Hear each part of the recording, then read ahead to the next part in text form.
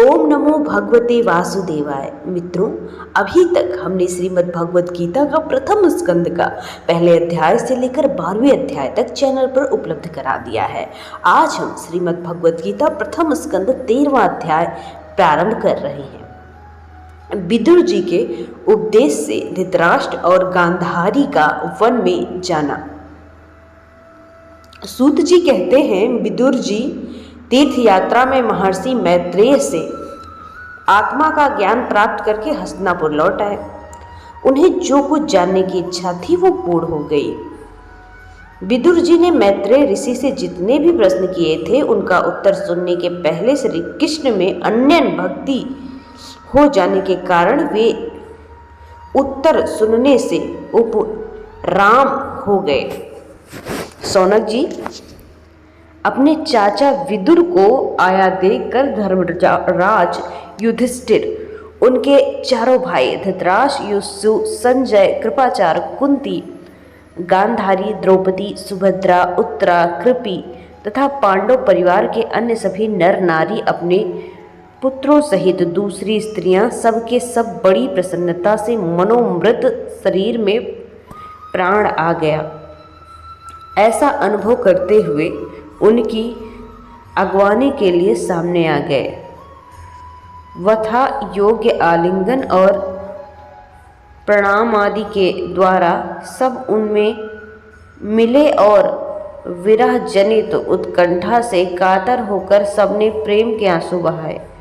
युधिष्ठिर ने आसन पर बैठाकर उनका यथोचित सत्कार किया।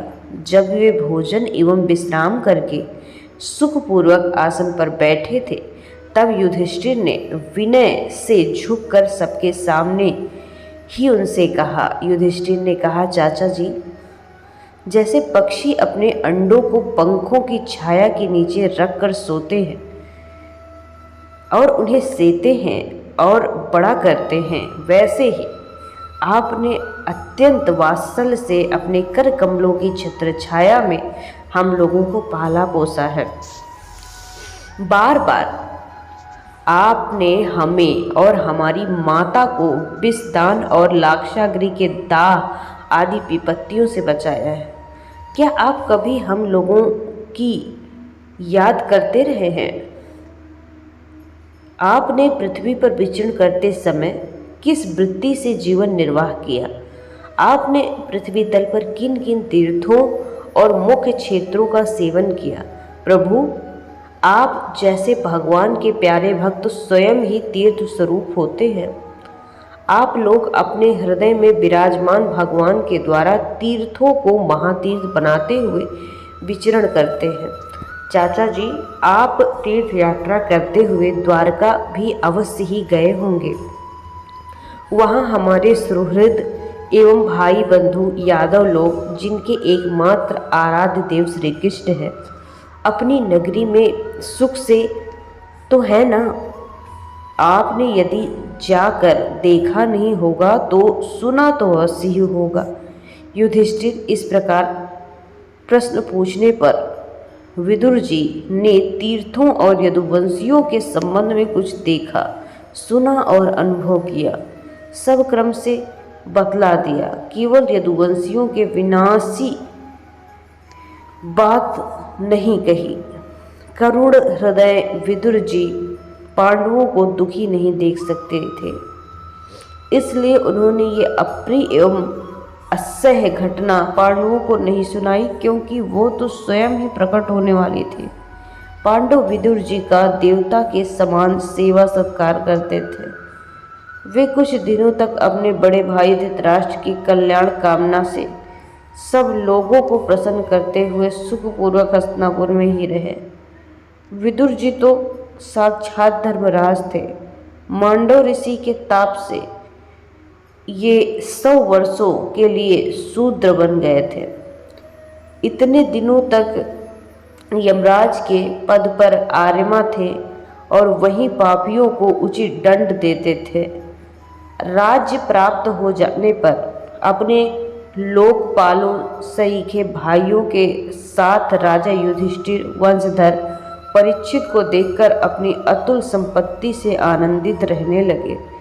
इस प्रकार पांडव गृहस्थ काम धंधों में रम गए और उन्होंने पीछे एक प्रकार के ये बात भी भूल गए कि अनजाने में ही हमारा जीवन मृत्यु की ओर जा रहा है।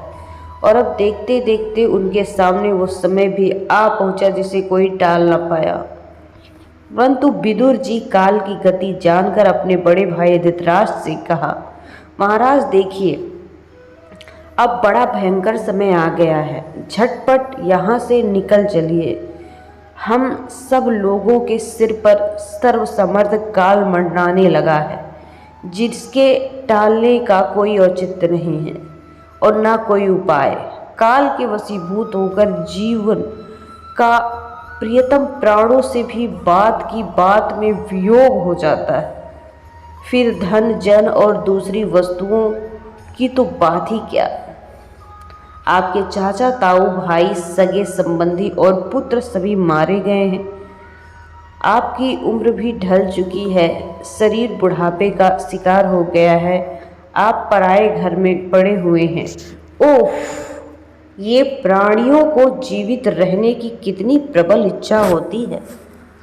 इसी के कारण तो आप भीम का दिया हुआ टुकड़ा खाकर कुत्ते का जीवन बिता रहे हैं, जिनको आपने आग में जलाने की चेष्टा की, विष देकर मार डाला, भरी सभा में जिनकी विवाहिता पत्नी को अपमानित किया, जिनकी भूमि और धन छीन लिए, उन्हीं के अन्न से पले हुए प्राणों को रखने में क्या गौरव। आपके अज्ञान की हद हो गई है कि अब भी आप जीना चाहते हैं, परंतु आपके चाहने से क्या होगा। पुराने वस्त्र की तरह बुढ़ापे से गला हुआ आपका शरीर आपके न चाहने पर भी छीड़ हुआ जा रहा है। अब इस शरीर से आपका कोई स्वार्थ सधने वाला नहीं है। इसमें फंसिए मत, इसकी ममता का बंधन काट डालिए। जो संसार के संबंधियों से अलग रहकर उनके अज्ञान में अपने शरीर का त्याग करता है, वही धीर कहलाता है। चाहे अपनी समझ हो, दूसरे के समझाने से जो इस संसार को दुख रूप समझकर इससे विरक्त हो जाता है और अपने अंतःकरण को वश में करके हृदय में भगवान को धारण कर संन्यास के लिए घर से निकल पड़ता है, वही उत्तम मनुष्य है। इसके आगे जो समय आने वाला है वो प्रायः मनुष्य के गुणों को घटाने वाला होगा। इसलिए आप अपने कुटुंबियों से छिपकर उत्तराखंड चले जाइए। जब छोटे भाई विदुर ने अंधे राजा धृतराष्ट्र को इस प्रकार समझाया, तब उनकी प्रज्ञा से नेत्र खुल गए। वे भाई बंधुओं के सुदृढ़ स्नेह पासों को काटकर अपने छोटे भाई विदुर के दिखलाए हुए मार्ग पर निकल पड़े। जब परम पवित्रता सुवल नंदिनी गांधारी ने देखा कि मेरे पति देव तो उस हिमालय की यात्रा कर रहे हैं जो सन्यासियों को वैसा ही सुख देता है जैसे वीर पुरुष को लड़ाई में मैदान में अपने शत्रु द्वारा किए जाने वाले न्यायोचित प्रहार से होता है, तब वे उनके पीछे पीछे चल पड़ी। अजातशत्रु युधिष्ठिर ने प्रातःकाल संध्या वंदन तथा अग्निहोत्र और ब्राह्मणों को नमस्कार किया और उन्हें तिल गौ भूमि सुवर्ण का दान दिया। इसके बाद जब वे गुरुजनों के चरण वंदना के लिए राजमहल गए, तब उन्हें धृतराष्ट्र विदुर गांधारी के दर्शन नहीं हुए। युधिष्ठिर ने उद्विग्न चित्त होकर वहीं बैठे हुए संजय से पूछा, संजय, मेरे वे वृद्ध और नेत्रहीन पिता धृतराष्ट्र कहाँ हैं? पुत्र शोक से पीड़ित दुखिया माता गांधारी और मेरे परम हितैषी चाचा विदुर कहाँ चले गए? ताऊ जी, आपने पुत्रों और बंधु बांधवों को मारे जाने से दुखी थे। मैं बड़ा मंदबुद्धि हूँ, कहीं मुझसे किसी अपराध की आशंका करके वे माता गांधारी सहित गंगा जी में तो नहीं कूद पड़े। जब हमारे पिता पांडु की मृत्यु हो गई थी और हम लोग नन्हे नन्हे बच्चे थे, तब इन्हीं दोनों चाचाओं ने बड़े बड़े दुखों से हमें बचाया। वे हम पर बड़ा ही प्रेम रखते थे। हाय, वे यहाँ से कहाँ चले गए? सूत जी कहते हैं, संजय अपने स्वामी धृतराष्ट्र को ना पाकर कृपा और स्नेह की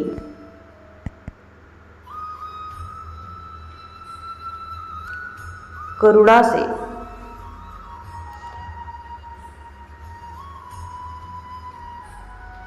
विकलता अत्यंत पीड़ित और विदुरातुर हो रही थी। वे युधिष्ठिर को कुछ उत्तर न दे सके। फिर धीरे धीरे बुद्धि के द्वारा उन्होंने अपने चित्त को स्थिर किया, हाथों से आंखों के आंसू पोंछे और अपने स्वामी धृतराष्ट्र के चरण कमलों का स्मरण करते हुए युधिष्ठिर से कहा। संजय बोले, कुलनंदन, मुझे आपके दोनों चाचा गांधारी संकल्प का कुछ भी पता नहीं है। महाबाहो, मुझे तो उन महात्माओं ने ठग लिया। संजय इस प्रकार कह रहे थे कि तुम रुके तथा देवर्षि नारद वहां आ पहुंचे। महाराज युधिष्ठिर ने भाइयों सहित उठकर उन्हें प्रणाम किया और उनका सम्मान करते हुए बोले। युधिष्ठिर ने कहा, भगवान, मुझे आपने दोनों चाचाओं का पता नहीं लग रहा है। ना जाने वे दोनों और पुत्र शोक से व्याकुल तपस्विनी माता गांधारी यहाँ से कहाँ चले गए। भगवान, अपार समुद्र में कर्णधार के समान आप ही हमारे पारदर्शक हैं। तब भगवान ने परम भक्त भगवानमय देवर्षि नारद ने कहा, धर्मराज, तुम किसी के लिए शोक मत करो, क्योंकि ये सारा जगत ईश्वर वश में है। सारे लोक और लोकपाल विवश होकर ईश्वर की आज्ञा का पालन कर रहे हैं। वही एक प्राणी को दूसरे प्राणी से मिलाता है और वही उन्हें अलग करता है। जैसे बैल बड़ी रस्सी में बंधे और छोटे रस्सी में नथे रहकर अपने स्वामी का भार ढोते हैं, उस प्रकार मनुष्य वर्णाश्रम आदि अनेक प्रकार के नामों से वेद रूप रस्सी में बंधकर ईश्वर की आज्ञा का अनुसरण करते हैं। जैसे संसार में खिलाड़ी की इच्छा से खिलौना संयोग और वियोग करता है, वैसे ही भगवान की इच्छा से ही मनुष्य मिलना बिछुड़ना होता है। तुम लोगों को जीवन रूप से नित्य मानो या देह रूप से अनित्य, अथवा जड़ रूप से अनित्य, अथवा चेतन रूप से नित्य, अथवा शुद्ध ब्रह्म रूप से नित्य अनित्य कुछ भी ना मानो, फिर भी नोजन्य अवस्था में शोक करने योग्य नहीं है। इसलिए धर्मराज, ये दीन दुखी चाचा चाची असहाय अवस्था में मेरे बिना कैसे रहेंगे। इन अज्ञान जन मन की विकलताओं को छोड़ दो। ये पार्श्व भौतिक शरीर काल कर्म और गुणों के वश में है। अजगर के मुंह में पड़े हुए पुरुष के समान ये पराधीन और दूसरों की रक्षा ही क्या कर सकता है। हाथ वालों के बिना हाथ वाले, चार पैरों के बिना पशुओं और उनमें भी बड़े जीवों के छोटे जीव आहार है। इस प्रकार एक जीव दूसरे जीव का जीवन का कारण होता है। इन समस्त रूपों में जीवों के बाहर और भीतर वही स्वयं प्रकाश में भगवान है, जो संपूर्ण आत्माओं की आत्मा है। माया के द्वारा अनेक प्रकार से प्रकट हो रहे हैं, तुम केवल उन्हीं को देखो। महाराज, समस्त प्राणियों को जीवन दान देने वाले वे ही भगवान इस समय पृथ्वी तल पर देवद्रोहियों का नाश करने के लिए काल रूप से अवतीर्ण हुए हैं। अब वे देवताओं का कार्य पूरा कर चुके हैं, थोड़ा सा काम और शेष है, उसी के लिए वे रुके हैं। जब तक वे प्रभु यहाँ नहीं आते तब तक तुम लोग उनकी प्रतीक्षा करते रहो। धर्मराज, हिमालय के दक्षिण भाग में जहाँ सप्त ऋषियों की प्रसन्नता के लिए गंगा जी ने अलग अलग 7 धाराओं के रूप में अनेकों 7 भागों में विभक्त कर दिया है, उसे सप्त स्रोत कहते हैं। वही ऋषियों के आश्रम पर धृतराष्ट्र अपनी पत्नी गांधारी और विदुर के साथ गए हैं। वहाँ वे त्रिकाल स्नान और विधिपूर्वक अग्निहोत्र करते हैं। अब उनमें चित्त में किसी भी प्रकार की कामना नहीं है। वे केवल जल पीकर शांति से निवास करते हैं।